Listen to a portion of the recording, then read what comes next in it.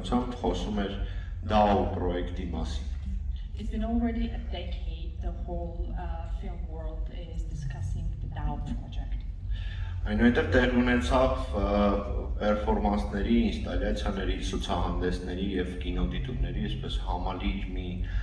ներկայացում Փարիզի երկու թատրոններում զուգահեռ։ And there was a presentation happening at the same time into places in Paris, installations and screenings, combination of installations and screenings.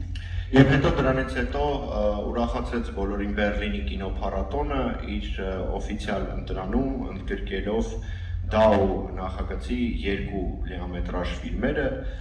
10-ից ավելի լիամետրաժ ֆիլմերից DAO Նատաշան եւ DAO Դեգեներացիան, Նատաշան մրցույթային, իսկ Դեգեներացիան արտամրցույթային ծրագրերում։ Then it was a huge success that after all that screening shortly after Berlin International Film Festival included in its official competition, in non-competition section, two films from DAO project. The first was DAO Degeneration and the second one DAO Natash.